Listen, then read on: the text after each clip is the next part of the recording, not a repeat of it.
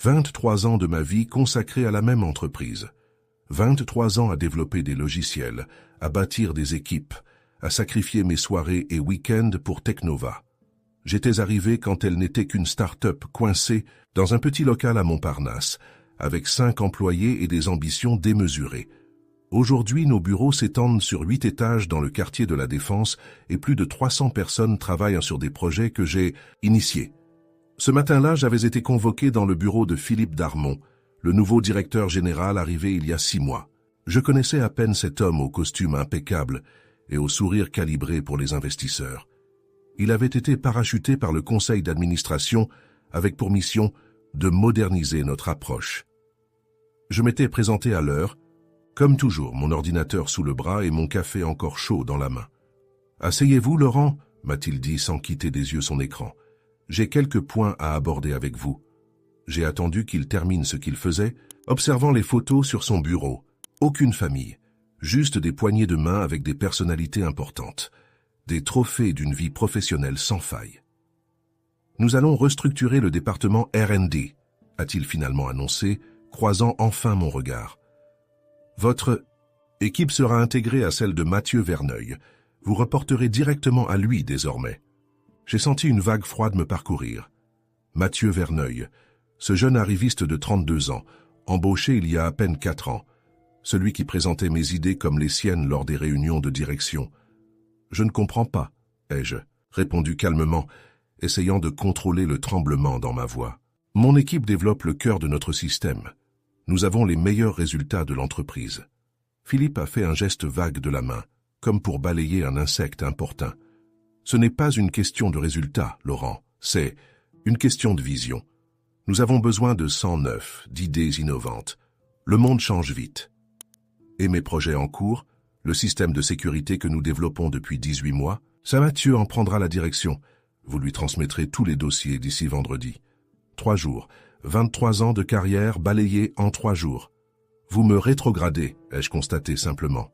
Il a eu le culot de sourire. Je préfère voir ça comme une opportunité de vous concentrer sur ce que vous faites de mieux, la technique, sans les tracas administratifs. J'ai hoché la tête mécaniquement. Dans ma poitrine, quelque chose s'était brisé. Pas mon cœur. Non, ma loyauté. Cette fidélité indéfectible qui m'avait fait refuser des offres plus avantageuses au fil des années, qui m'avait poussé à défendre cette entreprise comme si elle était mienne. En sortant de son bureau, j'ai croisé Mathieu dans le couloir. Il discutait avec 2 membres de mon équipe, déjà au courant apparemment. Ils ont baissé les yeux en me voyant. Lui, en revanche, m'a adressé un sourire triomphant. « Laurent ?» Justement, on parlait du projet Sentinelle. J'ai quelques idées pour accélérer le développement. Je l'ai regardé longuement en silence, ce visage lisse, ses yeux ambitieux, cette assurance née de la certitude que les règles ne s'appliquent pas à lui. Il ne savait pas qu'il venait de commettre une erreur fatale. Personne dans cette entreprise ne savait que le système central, celui qui faisait fonctionner l'ensemble de nos applications, reposait sur un brevet que j'avais déposé à mon nom personnel. Un détail juridique oublié depuis longtemps, datant de l'époque où Teknova n'était qu'une idée entre amis. « Bonne chance avec ça », ai-je simplement répondu avant de continuer mon chemin vers mon bureau. Cette nuit-là, je n'ai pas dormi. Assis devant ma fenêtre, j'observais les lumières de Paris s'éteindre une à une, comme les dernières braises de ma carrière. Mais dans cette obscurité, une résolution prenait forme. Ils avaient choisi leur chemin. J'allais maintenant choisir le mien. Le lendemain, je suis arrivé au bureau plus tôt que d'habitude. Les couloirs étaient encore déserts. Seule l'équipe de nettoyage finissait sa tournée. J'ai salué Fatima qui passait l'aspirateur près de mon bureau depuis 15 ans. Elle seule semblait remarquer l'ironie de la situation. Celle qui nettoyait nos espaces connaissait mieux l'histoire de l'entreprise que ceux qui prétendaient la diriger maintenant. « Ça ne va pas, monsieur Laurent ?» m'a-t-elle demandé en voyant mon expression. « Juste des changements, Fatima, comme toujours. » Dans mon bureau, j'ai fermé la porte et sorti de mon sac une vieille clé USB. Je l'avais retrouvée hier soir, cachée dans une boîte à chaussures avec d'autres reliques du passé.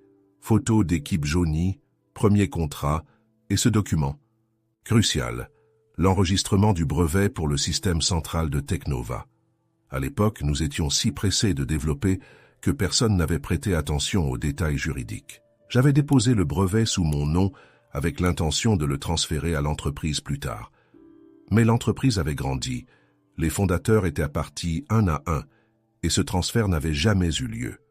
J'ai branché la clé, retrouvé les documents scannés et vérifié encore une fois. Oui, le brevet m'appartenait toujours légalement. Le système que toute l'entreprise utilisait quotidiennement, celui sur lequel reposaient tous leurs produits innovants, était ma propriété intellectuelle. À 9 heures, les bureaux commençaient à s'animer. J'ai reçu un email de Mathieu me convoquant à une réunion de transition. L'objet du message, transfert de connaissances urgent. J'ai souri malgré moi. L'urgence maintenant, après m'avoir mis sur la touche sans préavis. 1 heure plus tard, j'étais assis dans une salle de conférence entouré de mon équipe et de celle de Mathieu. Leur regard oscillait entre la gêne et la curiosité. Que ferait le vieux Laurent? S'emporterait-il? Pleurerait-il? Je suis resté parfaitement calme, prenant des notes méticuleuses pendant que Mathieu exposait sa vision pour les projets que j'avais conçus. Le système Sentinelle sera complètement remanié, annonçait-il avec enthousiasme. Nous allons migrer vers une architecture plus moderne, plus agile. Intéressant, ai-je commenté doucement. Et comment comptes-tu gérer la compatibilité avec le système central? Il a hésité une fraction de seconde. Nous développerons des API transitoires. Des API transitoires, ai-je répété, hochant la tête comme si j'approuvais. Et quel est ton plan pour les licences sous-jacentes? Les licences, oui. Le système central fonctionne sous licence spécifique. Mathieu a balayé ma question d'un geste. Le service juridique s'en occupera. Ce n'est pas notre priorité pour l'instant. J'ai acquiescé en silence. Évidemment, il ne savait pas. Personne ne savait plus. À midi, au lieu d'aller déjeuner, à la cantine comme d'habitude, je me suis rendu chez un avocat spécialisé en propriété intellectuelle. Maître Durand m'a reçu immédiatement. Un ancien camarade de lycée devenu un expert respecté dans son domaine. Je lui ai exposé ma situation, présenté les documents. C'est assez clair, a-t-il confirmé après étude. Légalement, ce brevet t'appartient toujours. Ils utilisent ta propriété intellectuelle sans contrat de licence formelle. Quelles sont mes options? Ai-je demandé. Tu pourrais exiger des redevances rétroactives ou interdire l'utilisation du système jusqu'à la conclusion d'un accord. J'ai réfléchi un instant. Si je voulais, disons, modifier l'accès au système, temporairement, pour ouvrir une négociation, serait-ce légal? Il m'a regardé par-dessus ses lunettes, comprenant parfaitement ce que je suggérais. Tu es le propriétaire légal. Tu as le droit de contrôler l'utilisation de ta propriété intellectuelle. Mais je te conseille la prudence, Laurent. Ces batailles deviennent vite laides. De retour au bureau, j'ai passé l'après-midi à préparer méticuleusement la transmission des dossiers à Mathieu. Docile, serviable, professionnel jusqu'au bout.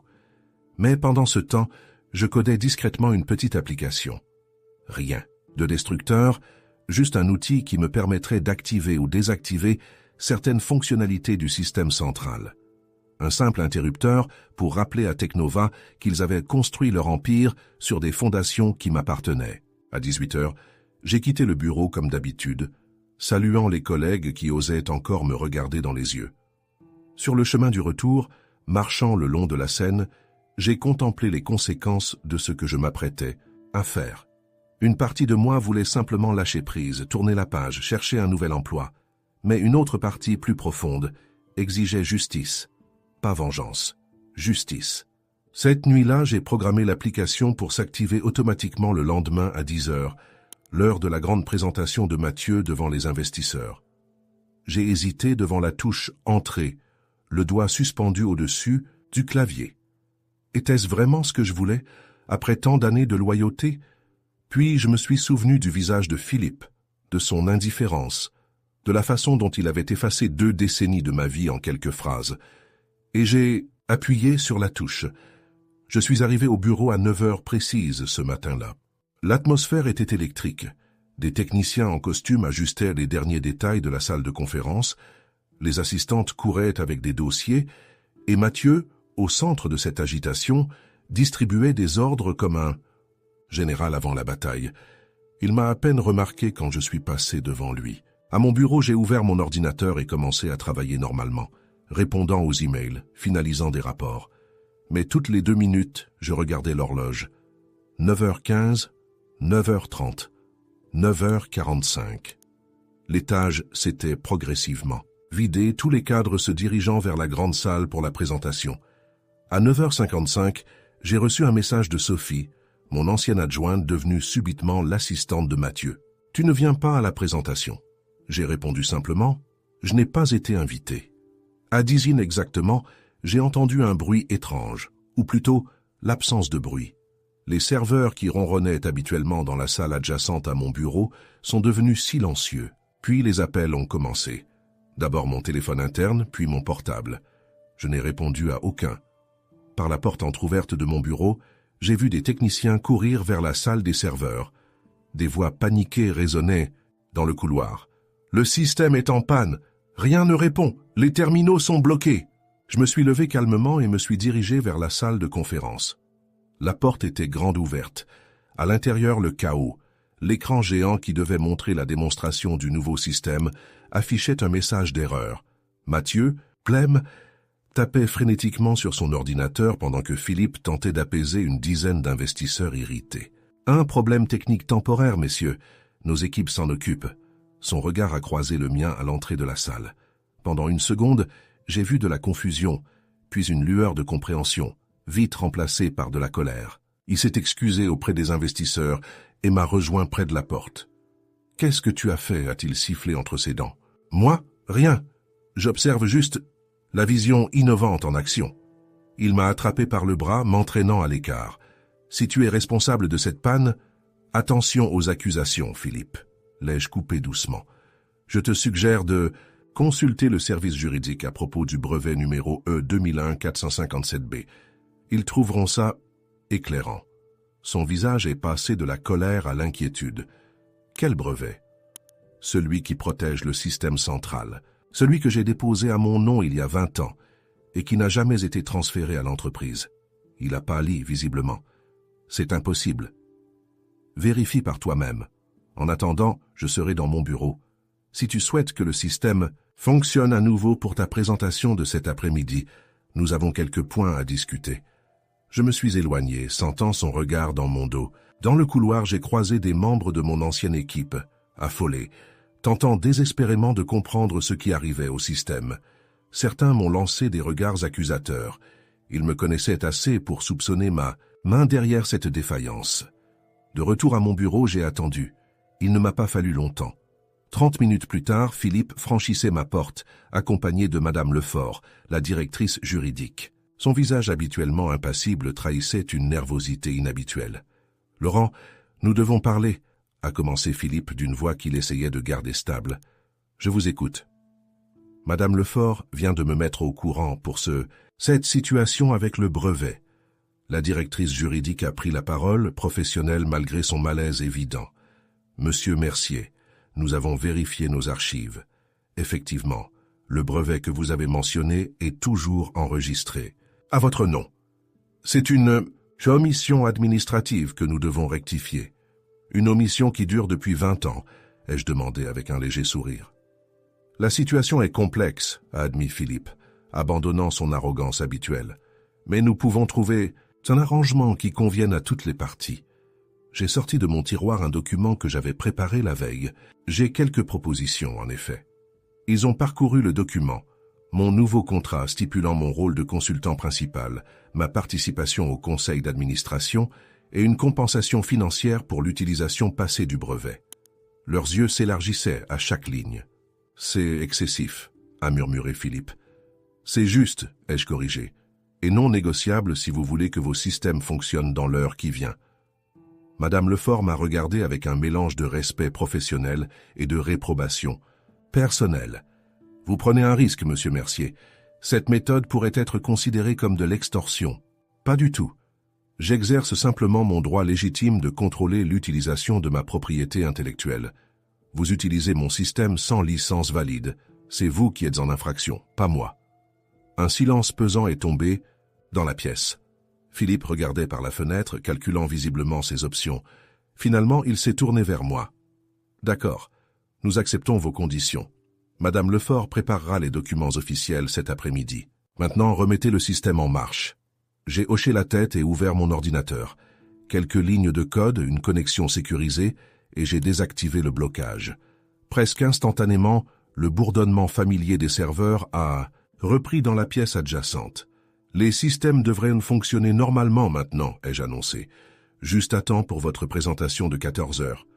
Philippe a quitté mon bureau sans un mot de plus. Madame Lefort s'est attardée un instant. « Bien joué, Laurent », a-t-elle murmuré avec un sourire discret. Ils l'ont cherché. Puis elle a suivi Philippe, me laissant seul avec le sentiment étrange d'avoir à la fois gagné et perdu quelque chose d'important. Durant les jours qui suivirent, les couloirs de Teknova devinrent étrangement silencieux à mon passage. Je n'étais plus seulement Laurent, le développeur senior bientôt mis au placard. J'étais devenu une entité à craindre, respecter, éviter peut-être. Les regards fuyants de mes collègues racontaient une histoire que personne n'osait verbaliser. J'avais fait plier la direction, et cela bouleversait l'ordre établi. Mon nouveau bureau, plus spacieux et situé au même étage que celui des directeurs, offrait une vue imprenable sur la Seine, un symbole tangible de ma victoire.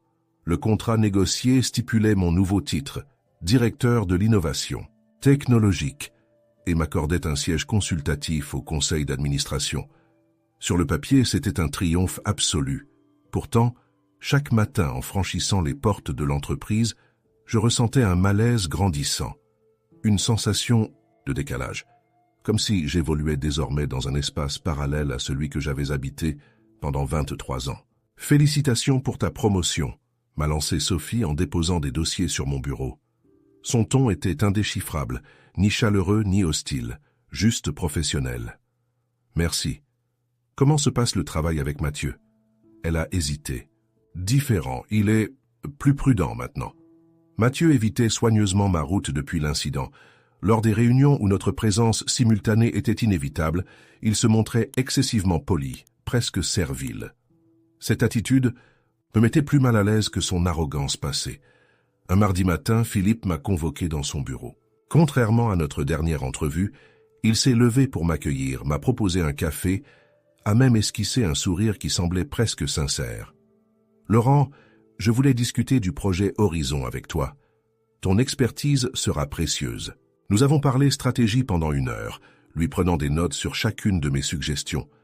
À la fin de notre réunion, alors que je me levais pour partir, il m'a retenu. « Je me suis trompé sur toi », s'a-t-il admis à contre-cœur. « J'aurais dû reconnaître ta valeur dès le début. » J'ai hoché la tête, incapable de déterminer si sa contrition était authentique ou simplement tactique.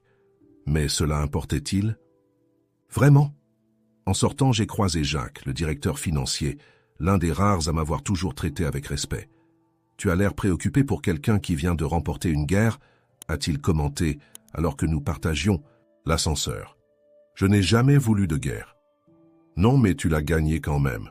Le problème avec les victoires, c'est qu'elles changent souvent le vainqueur plus que le vaincu. » Ces paroles m'ont hanté tout le jour. Le soir venu, seul dans mon appartement du 15e arrondissement, j'ai contemplé mon reflet dans la fenêtre. Avais-je changé? La satisfaction que j'avais anticipée s'était rapidement dissipée, laissant place à un sentiment étrange, presque mélancolique. J'ai sorti une bouteille de Bordeaux, cadeau d'un client reconnaissant années auparavant. J'attendais une occasion spéciale pour l'ouvrir. N'était-ce pas le moment? Je l'ai débouché, versé un verre, puis hésité avant de le porter à mes lèvres. Cette victoire méritait-elle vraiment d'être célébrée? Mon téléphone a vibré, un message de mon frère Thomas. Alors, comment va le nouveau grand patron de Teknova? Il avait été mon confident pendant toute cette affaire, m'encourageant à défendre mes droits. Et étrangement vide, ai-je répondu honnêtement. C'est normal, tu as eu ce que tu voulais, mais pas comme tu l'aurais voulu. Il avait raison, comme souvent. J'avais obtenu reconnaissance et pouvoir, mais par la contrainte, non par la confiance. J'avais prouvé ma valeur en démontrant ma capacité à nuire, pas en illustrant ma compétence à construire. Ce n'était pas ainsi que j'avais imaginé la fin de ma carrière. Le lendemain, en arrivant au bureau, j'ai trouvé un email de Philippe, proposant de me confier la direction complète du projet Sentinelle, celui-là même que Mathieu m'avait arraché. Une proposition tentante, une validation professionnelle, mais la décision ne m'apparaissait plus aussi évidente qu'elle l'aurait été quelques semaines plus tôt. Pendant ma pause déjeuner, j'ai marché jusqu'au jardin des Tuileries, m'asseyant près du grand bassin pour réfléchir. Une jeune femme dessinait sur un carnet capturant l'image des Parisiens déambulant entre les arbres taillés. Je l'ai observé, fasciné par sa concentration, son plaisir évident à créer. Quand avais-je ressenti cette joie simple pour la dernière fois dans mon travail? Bien avant la trahison, bien avant la victoire. De retour au bureau, j'ai croisé Fatima qui nettoyait les vitres de la salle de conférence. « Vous avez l'air soucieux, monsieur Laurent. Pourtant, maintenant, vous êtes un grand chef, non ?» J'ai souri malgré moi. On dirait bien. Mais entre nous, Fatima, je ne suis pas certain d'aimer ce nouveau rôle. Elle a incliné la tête, ses yeux sages me scrutant avec une perspicacité désarmante. Parfois, ce qu'on croit vouloir n'est pas ce dont on a besoin. Cette simple phrase résonnait comme la vérité que j'essayais d'ignorer depuis des jours. Un mois passa, rythmé par des réunions interminables et des décisions stratégiques où mon avis était soudain considéré comme essentiel. J'avais retrouvé une routine, différente de l'ancienne mais prévisible. Le malaise persistait, mais je l'avais relégué dans un coin de mon esprit, me concentrant sur les projets en cours.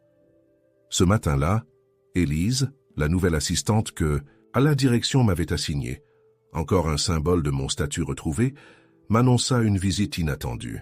Un certain monsieur Rivière souhaite vous voir. Il n'a pas rendez-vous, mais insiste sur le fait que vous voudrez le rencontrer. Le nom ne me disait rien. De quelle entreprise? Neurosoft.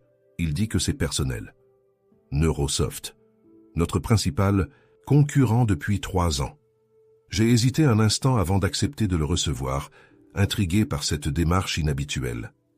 Marc Rivière s'est avéré être un homme d'une 50aine d'années, élégant sans ostentation, au regard vif et attentif. Il a refusé poliment le café proposé par Élise et est entré directement dans le vif du sujet dès que la porte s'est refermée. « Monsieur Mercier, votre réputation vous précède. Ce que vous avez accompli ici en développant le système central de Teknova est remarquable. » J'ai incliné la tête sur mes gardes. « Merci, mais j'imagine que vous n'êtes pas venu pour me complimenter sur un système que vous cherchez à concurrencer. » Il a souri, visiblement amusé par ma franchise. « En effet, je suis venu vous proposer une opportunité. Je ne suis pas intéressé à divulguer des informations confidentielles sur Teknova, si c'est ce que... » « Non, non, m'a-t-il interrompu en agitant la main. Rien de si trivial. Je vous propose de nous rejoindre. Avec votre propre équipe, votre propre budget et une liberté totale pour développer vos idées. J'ai du mal cacher ma surprise. Vous m'offrez un poste? Je vous offre un partenariat. Nous avons récemment obtenu un financement conséquent pour développer une nouvelle génération de systèmes intégrés. Nous avons les ressources, mais il nous manque quelqu'un avec votre vision. » Il a sorti une enveloppe de sa veste. Tous les détails sont là. Prenez votre temps pour y réfléchir. Après son départ, j'ai ouvert l'enveloppe. La proposition était plus que généreuse. Un salaire bien supérieur à celui que j'avais négocié avec Teknova. Des parts dans l'entreprise, une équipe de 20 développeurs sous ma direction. C'était l'opportunité de repartir de zéro sans l'ombre du passé. Je n'ai parlé à personne de cette offre, pas même à mon frère. Pendant plusieurs jours, je l'ai tourné et retourné dans ma tête, pesant le pour et le contre. Quitter Teknova signifierait abandonner ce pourquoi je m'étais battu. Mais rester, n'était-ce pas m'accrocher à une victoire qui avait déjà un goût amer? Un soir, je travaillais tard dans mon bureau quand j'ai reçu un message de Sophie me demandant si elle pouvait me voir. Elle est apparue à ma porte quelques minutes plus tard, nerveuse mais déterminée. « Laurent, je ne devrais peut-être pas te dire ça, mais... » Elle a hésité, jetant un regard vers le couloir vide. J'ai surpris une conversation entre Philippe et les actionnaires majoritaires. Ils cherchent à contester la validité de ton brevet. J'ai senti mon estomac se nouer. Sur quelle base? Quelque chose à propos d'une clause dans ton contrat initial. Je n'ai pas tout entendu, mais il semblait confiant. Elle est partie aussi vite qu'elle était venue, me laissant seul avec cette nouvelle menace. J'ai ouvert mon ordinateur et recherché frénétiquement mes premiers contrats avec Teknova. Et effectivement, dans les clauses que je n'avais jamais vraiment lues, il y avait une ambiguïté concernant la propriété intellectuelle des travaux effectués en relation avec l'activité de l'entreprise. J'ai appelé Maître Durand, malgré l'heure tardive. Sa voix ensommeillée s'est rapidement éclaircie quand je lui ai expliqué la situation. « C'est contestable », a-t-il analysé après que je lui ai lu le passage concerné. « Il pourrait argumenter que le développement entrait dans le cadre de tes fonctions, même si le brevet a été déposé à ton nom personnel. Ça pourrait donner lieu à un procès long et coûteux. Et mes chances de gagner? 50-50, honnêtement. Ces clauses sont notoirement difficiles à interpréter. Après avoir raccroché, j'ai contemplé la ville illuminée par ma fenêtre. Une nouvelle bataille juridique signifierait des mois, peut-être des années de stress et d'amertume. Était-ce vraiment ce que je voulais pour la fin de ma carrière? Me battre encore et encore pour prouver ma valeur à des gens qui ne la reconnaîtraient jamais vraiment? L'enveloppe de Neurosoft était posée sur mon bureau, promesse d'un nouveau départ. À côté, une photo encadrée de l'équipe originale de Teknova, 5 personnes souriantes, devant un petit bureau, rêvant de changer le monde avec leurs idées. J'étais le seul qui restait. Le lendemain matin, je suis arrivé tôt et me suis dirigé directement vers le bureau de Philippe. Il semblait surpris de me voir. « Laurent, nous n'avions pas rendez-vous, si? J'ai appris que vous envisagiez de contester mon brevet, » ai-je annoncé sans préambule. Son visage s'est fermé instantanément. Ce ne sont que des discussions préliminaires. Nos avocats explorent différentes options. Je vois. Et notre accord récent? Votre reconnaissance. De mes droits. Il a eu au moins l'honnêteté de paraître légèrement embarrassé. Les affaires sont les affaires, Laurent. Tu comprends ça mieux que quiconque maintenant. J'ai acquiescé lentement. Parfaitement. En sortant de son bureau, ma décision était prise. Ce n'était plus une question de droit ou de reconnaissance. C'était une question de respect envers moi-même, envers ce que j'avais construit, envers mes valeurs. Et je savais désormais que je ne le trouverais plus jamais dans ces murs. J'ai passé le week-end à réfléchir intensément, marchant des heures durant le long du canal Saint-Martin, m'arrêtant parfois pour observer les bateaux passer sous les ponts. Ce mouvement perpétuel me rappelait que rien n'est figé, que tout peut changer, même après 23 ans. Le dimanche soir, j'ai invité Thomas à dîner chez moi. Pendant que je préparais des pâtes à la carbonara, notre plat réconfort depuis l'enfance, je lui ai exposé la situation. La proposition de Neurosoft, la menace juridique de Teknova, mon sentiment persistant d'être piégé dans une victoire sans saveur. « Qu'est-ce qui te retient vraiment ?» a-t-il demandé en remplissant nos verres de vin. « La peur de l'inconnu, la loyauté ou simplement l'habitude ?» Sa question m'a fait réfléchir. Peut-être un peu des trois. Et aussi, l'impression d'abandonner quelque chose que j'ai construit. Tu n'abandonnes rien, Laurent. Ce système existera toujours, avec ou sans toi. La vraie question est, veux-tu finir ta carrière en te battant contre les fantômes du passé ou en construisant quelque chose de nouveau? Le lundi matin, j'ai demandé un rendez-vous avec Philippe et le conseil d'administration. 2 heures plus tard, j'étais assis face à eux dans la grande salle de conférence, celle-là même où le système avait mystérieusement cessé de fonctionner un mois auparavant. L'ironie ne m'échappait pas. « J'ai une proposition » ai-je commencé calmement. Je suis prêt à céder mes droits sur le brevet à Teknova sans contestation judiciaire. Philippe a échangé un regard surpris avec les autres membres du conseil. C'est inattendu. Et quelles seraient tes conditions? Une simple. Une licence d'utilisation personnelle de la technologie pour mes propres projets futurs. Pas pour la reproduire à l'identique, mais pour développer des applications différentes basées sur les mêmes principes fondamentaux. Le silence qui a suivi était lourd de suspicion. Finalement, Madame Lefort, toujours pragmatique, a pris « T'as la parole. Tu quittes Teknova, n'est-ce pas ?»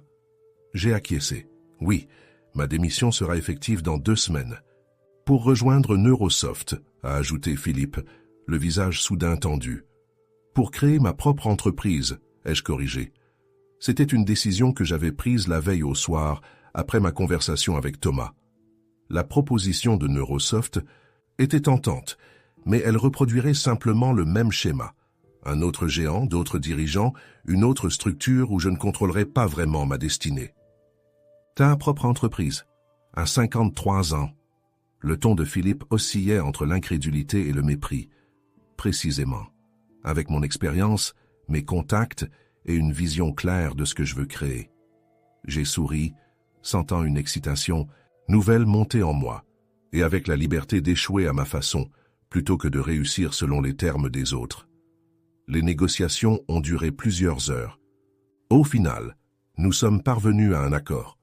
Technova obtenait les droits exclusifs du brevet pour ses applications actuelles, et j'obtenais une licence pour développer de nouvelles technologies basées sur le même concept. Un compromis qui servait les intérêts de tous. Les 2 semaines suivantes ont été étrangement sereines. J'ai préparé méticuleusement la transition, formant les équipes qui reprendraient de mes projets, documentant les systèmes que j'avais créés. Certains collègues semblaient perplexes face à mon calme, s'attendant peut-être à une nouvelle explosion ou à une démonstration de pouvoir. Mais la guerre était terminée dans mon esprit. Mon dernier jour chez Technova, j'ai vidé mon bureau en moins d'1 heure. 23 ans, tenaient dans 2 cartons, quelques livres techniques, des souvenirs personnels, des notes manuscrites que personne d'autre ne pourrait déchiffrer. Élise m'a aidé à les porter jusqu'à ma voiture. « Qu'allez-vous faire maintenant » m'a-t-elle demandé, visiblement curieuse. « Commencer quelque chose de nouveau, quelque chose qui m'appartient vraiment. » En traversant le hall pour la dernière fois, j'ai croisé Mathieu. Nous nous sommes regardés un instant et contre toute attente, il m'a tendu la main. « Bonne chance pour la suite », a-t-il dit simplement. J'ai serré sa main, surpris par ma propre absence de ressentiment. « Prends soin du système, il a besoin d'attention. » Je sais, j'ai beaucoup appris, récemment. Sur le parking, j'ai trouvé Sophie qui m'attendait près de ma voiture, un petit paquet à la main. « Un cadeau de départ de l'équipe », a-t-elle expliqué, « pour te rappeler d'où tu viens. » C'était une maquette miniature du premier serveur de Technova, celui que nous avions assemblé nous-mêmes dans le petit bureau de Montparnasse. Une relique d'un temps où la passion l'emportait sur les politiques d'entreprise. « Merci », ai-je murmuré, étrangement ému. « Tu leur diras que je n'oublie pas. »« Et nous n'oublierons pas non plus », a-t-elle répondu avant de m'embrasser sur la joue et de disparaître vers les bureaux. En conduisant vers mon appartement, j'ai ressenti une légèreté que je n'avais pas connue depuis longtemps. Demain, j'avais rendez-vous avec un agent immobilier pour visiter un petit local commercial dans le 11e arrondissement, le futur siège de ma nouvelle entreprise. J'avais déjà contacté 2 jeunes développeurs prometteurs qui cherchaient un mentor et un ancien client devenu ami qui voulait investir dans mon projet.